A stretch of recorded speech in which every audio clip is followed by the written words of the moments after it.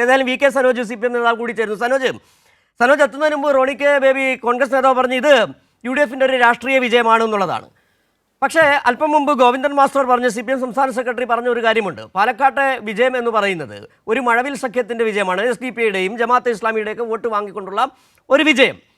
ഇവിടെ ഈ തെരഞ്ഞെടുപ്പിന് മുമ്പ് UDF അടക്കമുള്ള പ്രതിപക്ഷ UDF-ൽ അതായത് BJP അടക്കം കോൺഗ്രസ്സുകാരടക്കം പറഞ്ഞുകൊണ്ട് നടന്നത് ഭരണവിരുദ്ധ വികാരം വലിയ തരത്തിൽ ഉണ്ട് കേരളത്തിൽ.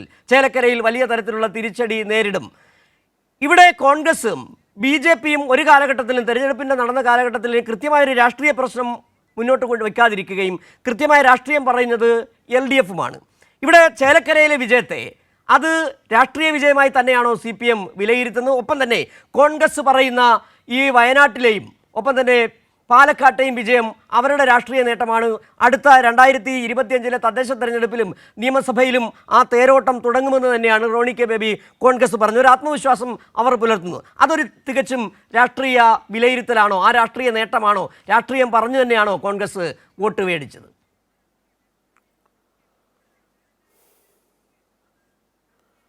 ഈ തെരഞ്ഞെടുപ്പിൻ്റെ ആദ്യ ഘട്ടം മുതൽ തന്നെ ആരാണ് വളരെ കൃത്യമായ രാഷ്ട്രീയം മുന്നോട്ട് വെച്ചത്?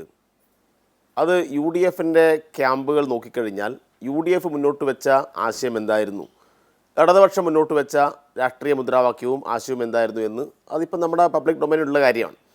അതിനകത്ത് ചേലക്കരയിൽ കോൺഗ്രസ്സുകാർ വ്യാപകമായി പ്രചരിപ്പിച്ചത് ശക്തമായ ഭരണവിരുദ്ധ വികാരമുണ്ടാവും. അങ്ങനെ ഭരണവിരുദ്ധ വികാരത്തിൻ്റെ ഭാഗമായിട്ട് ഇടതുപക്ഷം വലിയ രൂപത്തിൽ പുറകോട്ട് പോവും, UDF അവിടെ വിജയിച്ച് വരും എന്നുള്ളതാണ്. പക്ഷെ അവിടെ ഇടതുപക്ഷത്തിൻ്റെ സ്ഥാനാർത്ഥി നില മെച്ചപ്പെടുത്തി നല്ല രൂപത്തിൽ വലിയ വിജയം ഉറപ്പിക്കാൻ അവിടെ കഴിഞ്ഞിട്ടുണ്ട്. ഭരണവിരുദ്ധ വികാരമൊന്നും ആ ചേലക്കരയിൽ ഉണ്ടായിട്ടില്ല. പക്ഷേ ഇപ്പുറത്ത് പാലക്കാടേക്ക് വന്നു കഴിഞ്ഞാൽ ഞങ്ങൾ ഈ തെരഞ്ഞെടുപ്പിൽ പറഞ്ഞത് 1000 തെരഞ്ഞെടുപ്പുകളിൽ നമുക്ക് പരാജയപ്പെടേണ്ടി വന്നാലും ഒരു വർഗീയവാദിയുടെയും വോട്ട് ഞങ്ങൾക്ക് വേണ്ട എന്നാണ്. പക്ഷെ വർഗീയവാദികളുടെ വോട്ട് നിങ്ങൾ സ്വീകരിക്കുമോ?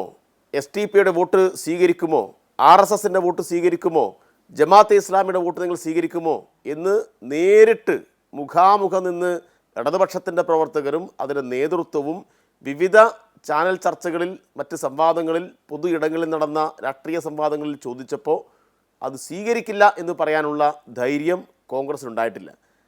അവരെല്ലാവരുടെയും വോട്ട് സ്വീകരിച്ചു. അപ്പോൾ ഇത് താൽക്കാലികമായി ഉണ്ടായിട്ടുള്ള ഒരു മഴവിൽ സഖ്യത്തിൻ്റെ വിജയമാണ്. ഇത് അപകടകരമായൊരു വിജയം കൂടിയാണ്. ഇപ്പോൾ ഭാവി കേരളത്തിൻ്റെ മതനിരപേക്ഷ ബോധത്തിന് നേരെ ഉയർന്നിട്ടുള്ള ഒരു വെല്ലുവിളി കൂടിയായിട്ടാണ് ഈ വിജയത്തെ നമ്മൾ കാണേണ്ടത്. അതുകൊണ്ട് എല്ലാ കാലത്തും ഇതങ്ങ് ആവർത്തിക്കാം എന്ന് കരുതേണ്ടതില്ല. അപ്പം ഞങ്ങൾക്കുണ്ടായിട്ടുള്ള പരാജയം സ്വാഭാവികമായിട്ടും ഒരു മുന്നണി എന്ന നിലയിൽ ആ കാര്യങ്ങൾ സംബന്ധിച്ച് വിശദമായി പരിശോധിക്കും.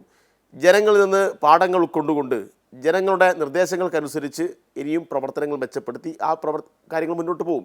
പക്ഷേ വലതുപക്ഷത്തിനുണ്ടായിട്ടുള്ള വിജയത്തിൻ്റെ ഈ അപകടകരമായ രാഷ്ട്രീയ കൂട്ടുകെട്ടിനെ നമ്മൾ കാണാതിരുന്നുകൂടാ.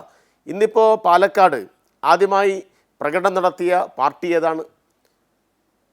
പോപ്പുലർ ഫ്രണ്ടിൻ്റെ അവരുടെ രാഷ്ട്രീയ പാർട്ടിയായിട്ടുള്ള SDP-യുടെ പ്രകടനമാണ് പാലക്കാട് ടൗണിൽ ഇന്ന് ആദ്യം കേട്ടത്.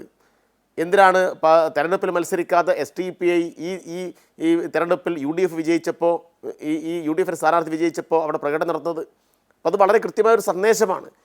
അപ്പം ഞങ്ങളെല്ലാം കൂടിയിട്ടുള്ള വിജയമാണ്, ഞങ്ങളുടെ പിന്തുണയോട് കൂടിയിട്ടാണ് UDF-ൻ്റെ സ്ഥാനാർത്ഥി വിജയിച്ചത് എന്ന് ഒരു മതതീവ്രവാദ പ്രസ്ഥാനം പരസ്യമായി പ്രഖ്യാപിക്കുന്നു. അതല്ല, ഇത് ഞങ്ങളുടെ മാത്രം വിജയമാണ് എന്ന് പ്രഖ്യാപിക്കാനുള്ള ആർജവം കോൺഗ്രസിനുണ്ടോ UDF-നുണ്ടോ? ഒരിക്കലുമില്ല. അപ്പോൾ ഇന്ത്യയുടെ മോചനം ഇസ്ലാമിലൂടെ എന്ന് അപകടകരമായ രാഷ്ട്രീയ മുദ്രാവാക്യം മുന്നോട്ട് വെച്ച SDP-യും ജമാഅത്തെ ഇസ്ലാമി ഉൾപ്പെടെയുള്ള ആളുകളുടെ വോട്ടുകൾ കൃത്യമായി ഈ നേരത്തെ നടത്തിയുള്ള ചർച്ചയുടെ അടിസ്ഥാനത്തിൽ ഇവർ വാങ്ങി. അതിൻ്റെ കൂടി വിജയമായിട്ട് മാത്രമേ ഇതിനെ കാണാൻ വേണ്ടി കഴിയൂ. അതുകൊണ്ട് ഇത് കേരളത്തിൽ എന്തെങ്കിലും തരത്തിൽ ഭരണവിരുദ്ധ വികാരം പ്രതിഫലിപ്പിക്കാൻ വേണ്ടി കഴിഞ്ഞിട്ടില്ല. പിന്നെ അവിടെ പാലക്കാട് നമുക്കറിയാലോ, ഇടതുപക്ഷത്തിന് കഴിഞ്ഞ കുറച്ച് വർഷമായി പിന്നോട്ട് പോവേണ്ടി വന്നിട്ടില്ല. പല കാരണങ്ങൾ കൊണ്ടും നമുക്ക് അത്രമാത്രം മുന്നോട്ട് വരാൻ വേണ്ടി കഴിയാത്തൊരു മണ്ഡലമാണ്. പക്ഷേ ആ മണ്ഡലത്തിലും ഈ ഇത്രമാത്രം അപകടകരമായ രാഷ്ട്രീയ കൂട്ടുകെട്ടിനെ അതിജീവിക്കാൻ ഞങ്ങൾ കഴിഞ്ഞിട്ടുണ്ട്. ഞങ്ങളുടെ വോട്ടിൽ ഞങ്ങൾ നില മെച്ചപ്പെടുത്തിയിട്ടുണ്ട്.